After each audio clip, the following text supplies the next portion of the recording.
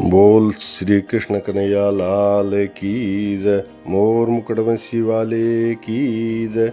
वृंदावन बिहारी लाल की जय। ओम अथ द्वितीयोऽध्याय। मद्भागवत गीता का दूसरा अध्याय शुरू कर रहे हैं, तो सभी भाई श्रवण करें। संजय वाच। संजय बोले, उस प्रकार करुणा से व्यापक और आंसुओं से पूर्ण तथा व्याकुल नेत्रों वाले शोकयुक्त उस अर्जुन के प्रति भगवान मधुसूदन ने ये वचन कहा। भगवान वाच। श्री भगवान बोले, हे अर्जुन, तुझे इस असमय में यह मोह किस हेतु प्राप्त हुआ है? क्योंकि न तो ये श्रेष्ठ पुरुषों द्वारा आचरित है, न स्वर्ग को देने वाला, न कीर्ति को करने वाला ही है। इसलिए हे अर्जुन, नपुंसकता को मत प्राप्त हो, तुझ में यह उचित नहीं जान पड़ती। हे परंतप, हृदय की तुच्छ दुर्बलताओं को त्याग कर युद्ध के लिए खड़ा हो जा।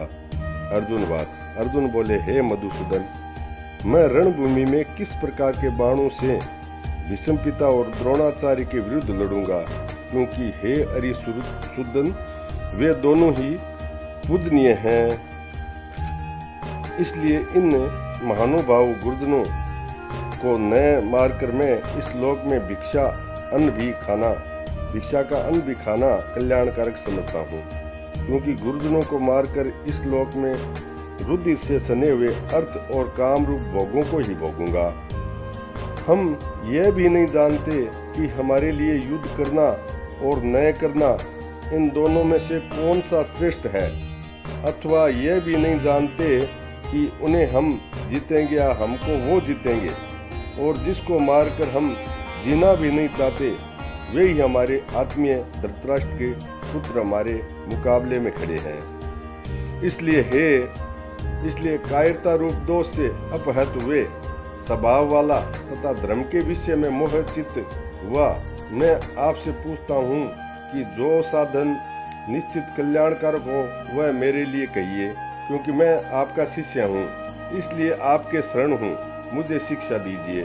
क्योंकि भूमि में निष्कंटक धन धान्य संपन्न राज्य को और देवताओं के स्वामी पने को प्राप्त होकर भी मैं उस उपाय को नहीं देखता हूँ जो मेरी इंद्रियों को सुखाने वाले शोक को दूर कर सके।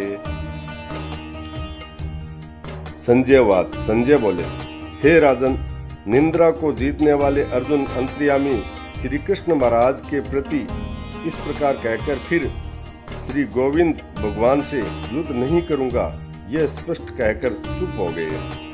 हे भरतवंशी धृतराष्ट्र, अंतर्यामी श्री कृष्ण महाराज दोनों सेनाओं के बीच शोक करते हुए उस अर्जुन को हंसते हुए यह वचन बोले।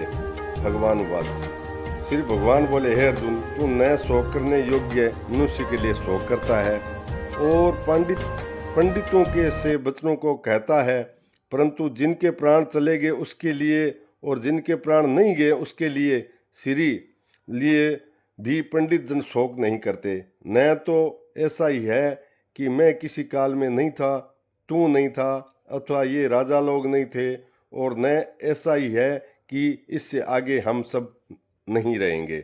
जैसे जीवात्मा की देह से बालकपन, जवानी, वृद्धावस्था होती है, वैसे ही अन्य शरीर की प्राप्ति होती है। उस विषय में धीर पुरुष मोहित नहीं होता। हे कुंती पुत्र, सर्दी, गर्मी, सुख दुख को देने वाले इंद्रिय और विषयों के सहयोग से ही उत्पत्ति विनाशील अनित्य है। इसलिए हे भारत, उनको तू सहन कर। क्योंकि हे पुरुष श्रेष्ठ, दुख सुख को समान समझने वाले जिस धीर पुरुष में इंद्रिय और विषय संयोग व्याकुल नहीं करते, वह मोह के योग्य होता है। असत वस्तु ही सता नहीं है और सत का अभाव नहीं। इस प्रकार इन दोनों का ही तत्वज्ञानी पुरुषों द्वारा देखा गया है। नाश रहित तो तू उनको जान जिससे यह संपूर्ण जगत दृश्य वर्ग व्याप्त है। इस अविनाशी का विनाश करने में कोई भी समर्थ नहीं। इस नाश रहित अप्रमेय नित्य स्वरूप जीवात्मा के ये सब शरीर नाशवान कहे गए हैं। इसलिए हे भरतवंशी अर्जुन, तू युद्ध कर। जो इस आत्मा को मारने वाला समझता है तथा जिसको मरा मानता है, वे दोनों ही नहीं जानते, क्योंकि ये आत्मा वास्तव में न तो किसी के द्वारा किसी को मारता है और न किसी के द्वारा मारा जाता है। यह आत्मा किसी काल में भी न तो जन्मता है न मरता ही है तथा न यह उत्पन्न होकर फिर होने वाले ही है, क्योंकि यह अजन्मा, नित्य, सनातन और पुरातन है। शरीर के मारे जाने पर भी यह नहीं मारा जाता।